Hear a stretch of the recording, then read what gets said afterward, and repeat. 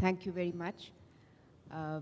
First, I would congratulate the last session, which was mainly on management of incidents and incorporating the management of change. And from there, we pick this last session of the conference, which is looking at case studies. And as was mentioned, instead of being reactive, the proactive approach actually builds in, right from the beginning, an understanding of the process and incorporating the aspects of design, putting it into a rigorous framework of checking, and then doing the implementation, making the systems and procedures in place, and also ensuring the cultural aspects in terms of both at the manager level, the operator level, the contractor level. Each and everybody in hand actually make the operations safe. But once we do all this and we rigorously adopt these processes, there always something which goes wrong. And herein comes the lessons which we learn from the case studies.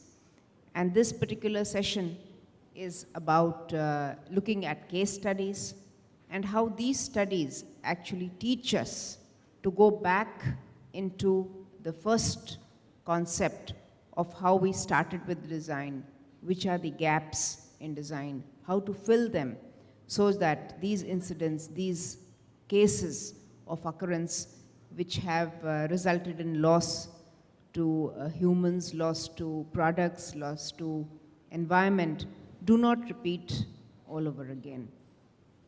So we have, and you know, the way we may have all the systems in place, but often the knee-jerk reaction which we get is like, you know, shooting the messenger.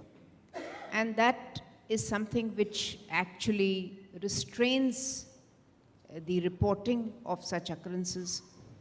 And once there is no reporting of such incidents or occurrences, it doesn't come back into the system because it never goes to the radar at the right place to actually even initiate a kind of administrative action or a process which looks at improvements.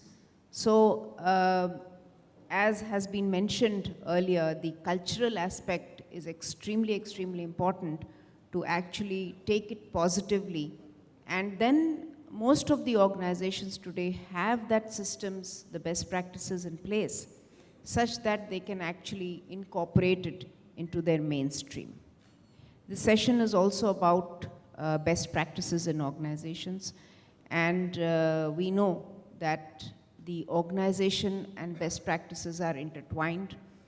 An organization is defined by not just their products, their portfolios, but they're also defined by the best practices. And that is perhaps one of the most differentiating factors from organization to organization. And each of us, when we talk of various organizations, we actually look up to those best practices, those unique qualities in the teams, in the people, which actually make them stand apart.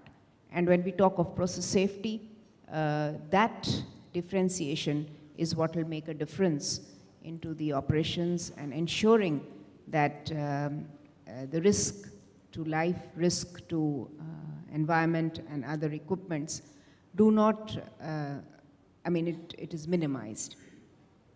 So this session we have two eminent speakers who will speak to you on the subject. We have Mr. Sharat Tripathi, who is the CEO of Fluidin. And we know Mr. Tripathi from the work that he has done in developing the tools to actually analyze the accidents and how explosions destruction of industrial equipment, facilities can be contained. So without taking further time, I would request our first eminent speaker, Mr. Tripathi, to give his presentation. And thereafter we have followed with the second presentation.